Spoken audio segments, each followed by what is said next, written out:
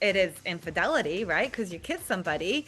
But I feel like they have built on their relationship so much since then. It would be really sad to see them lose all of that over a kiss that happened 4 years ago, which was wrong.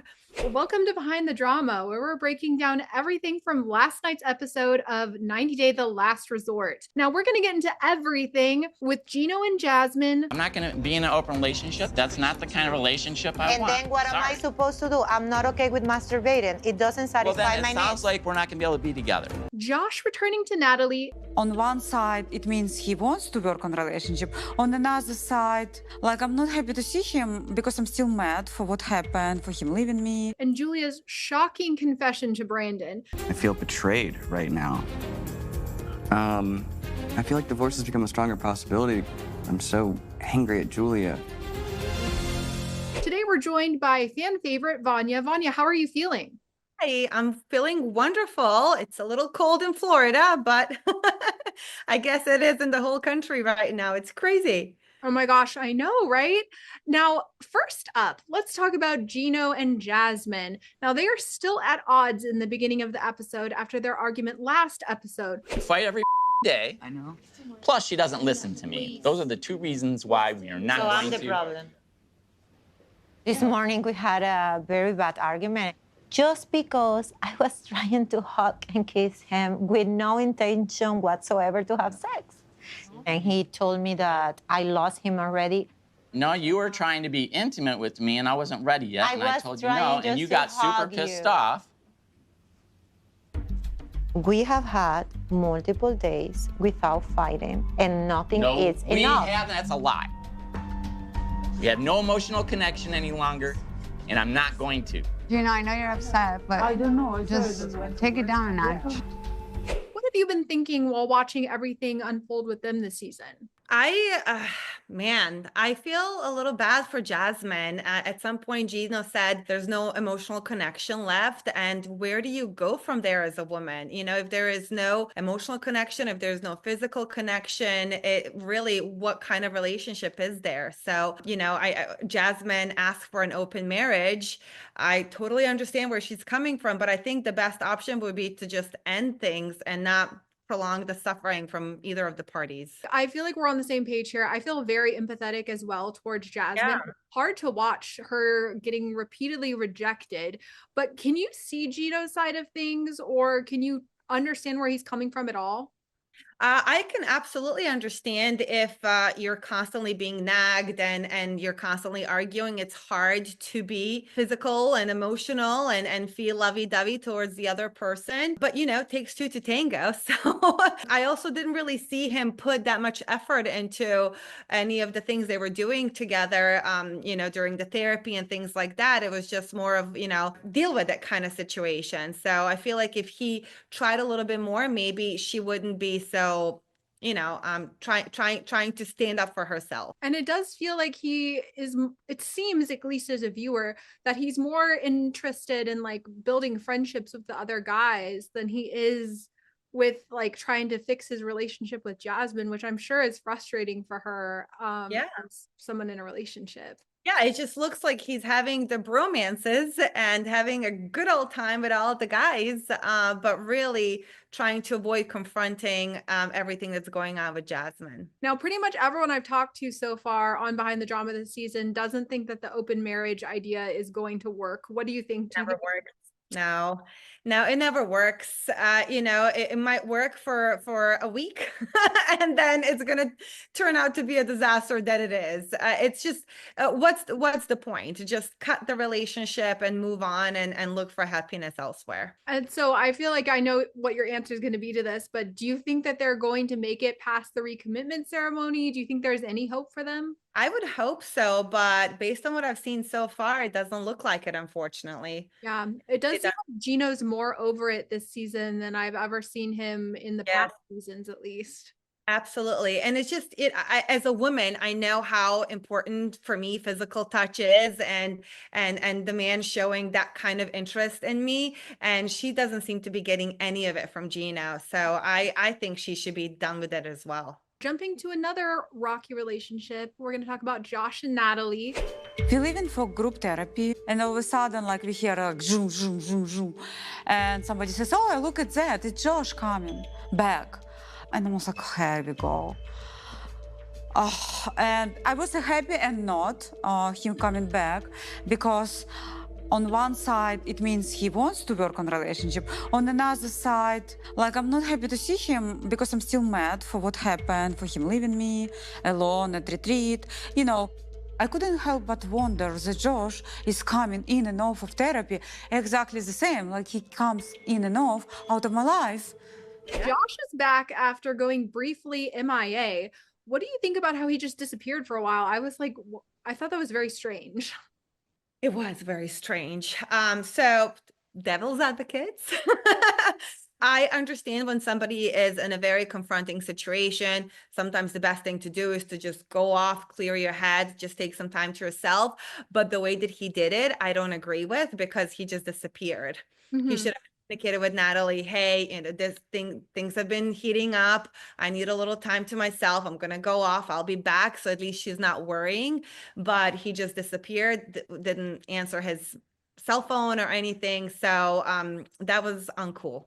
No, I totally agree. I feel like there's one thing where, like, if you need your space, you can tell them, okay, I'm going to go take my space and be alone, and I don't want to talk for a while. But to just not answer texts or like let them know where you're going, that probably was pretty hard. I feel like probably hard for Natalie. I know I would get really sad if somebody did that to me. I mean, and she's looking at all these other couples hanging out together, and people are asking her, where's Josh? And she has no idea. It must have been pretty difficult situation for her to be put in. I said I was like one blow up away from like getting out of here. And like we had that blow up. Who's bring you here? Yeah, what brings you back? Yeah. You guys, man. I'll drink to that. And when he came back, he kind of like joked to the guys that he came back for the guys. But I don't know if it was really a joke or if it was like maybe a Freudian slip or something. But do you think that he's here for the right reasons? Man, it's hard to tell, right? Because you don't know what's going on in somebody's head. I always like to try to give the benefit of the doubt to someone, but it really seems like even during their therapy sessions, Natalie was all into it. Let's do this, let's do it. And Josh was more, he was not all about it. So who knows? For Natalie's sake, I'm really hoping that he is trying and he is there for the right reasons, but I'm not so sure. Yeah. And what advice would you give to Natalie? Like, it feels like she really does want this relationship to work. She really does want love, but maybe it's just, maybe Josh isn't the right person. I'm not sure. Who knows? You know, we only see a little snippets of their relationships, which is what shows up on a screen, but there's so much more that happens in real life as well. So I would just say, knowing that she really wants that forever connection. She wants to have a family. Josh doesn't even want to introduce her to his children or take her to his apartment. You know, it just seems that he is not on the same level of commitment that she is. Not to say that he doesn't love her or care for her. It's just that I don't think their plans for the future align. We gotta love the 90-day producers. They're always serving up some wild scenarios. And the group went out on an excursion where they were all camping in the desert. And I was like, this is iconic. I love this idea. I love camping. I know. I think it's so fun. While out in the desert, Jasmine and Florian, they started butting heads again. You're all adults here? No, there are people that are adults but behave like little kids because their wife baby them. Somebody baby me. Baby them. Somebody baby me. Oh my gosh. No, All my they said is bad gosh. Oh words. my gosh. Blah, blah, Somebody blah. baby me. Everybody We just have down. problem here. Let's come. I'm ready, man.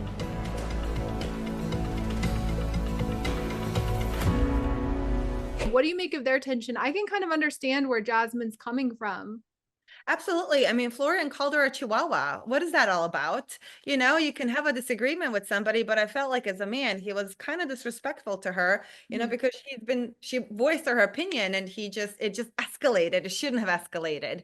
Yeah, geez, I don't know. Oh my gosh. And then there was that whole, this isn't real drama, but I just thought it was so funny when they're like, Jasmine, she's gone missing. Where is she? Is she live? And she was just in her tent sleeping. Yes. She was unbothered, as she should be. That was so funny. I was like, they really got me because I was like, oh my God, did she run off in the woods? It's dangerous out there. There's scorpions and snakes. I know. Oh, it's true. It's true. Now, as for Florian and Stacy, we've seen how he reacts to tense situations. How do you think his maturity level is affecting their relationship? I think Stacy is the more mature one in this relationship, and you can see that whenever he acts out, Stacy goes around and apologizes for his behavior to other castmates. And it's kind of sad that she has to do that. She feels like she has to do that. I think that he takes the situations a little bit too much out of proportion. So a lot of the stuff that they have been faced with could have been handled a little bit more calmly, but he just doesn't do that. And do you think Stacy and Florian are going to make it out of the resort together? I feel like I have more hope for them. I do. I have a lot more hope for them. I think Stacy's head is in the right place. She really wants to make this relationship work. I think he's trying as well. It's just, different personalities. They work differently. So it's just a matter of finding that right balance and putting them on the right path together.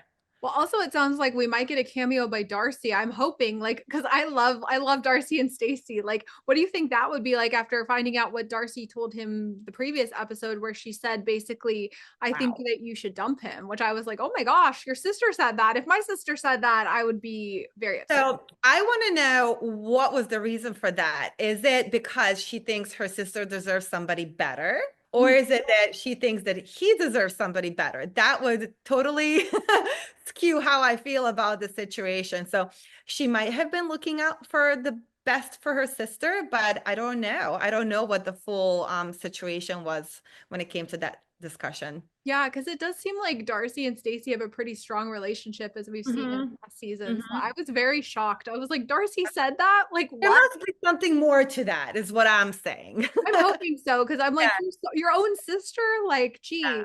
During the camping trip, they all got hypnotized, and Julia made a shocking confession to Brandon. You remember when you come to visit my family in Russia? I acted horrible and we always broke up.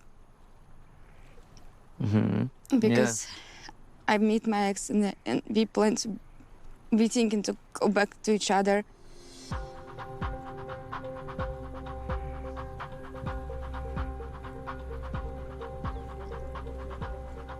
But this is not, it has hurt me for 4 years. You cheated. Not cheating, but we kissing. And That's cheating. What was your reaction watching that? I couldn't believe, I was not expecting her to say what she said. I know. And it happened so long ago, right? So what do you make of that now? Yeah, it is infidelity, right? Because you kiss somebody, but I feel like they have built on their relationship so much since then. It would be really sad to see them lose all of that over a kiss that happened 4 years ago, which was wrong. But I feel like their relationship is strong enough where they can talk through that and figure out their way around it. And, it's definitely going to take a lot of trust from Brandon's perspective going forward. And I know trust is going to be affected, but I think they can get around that.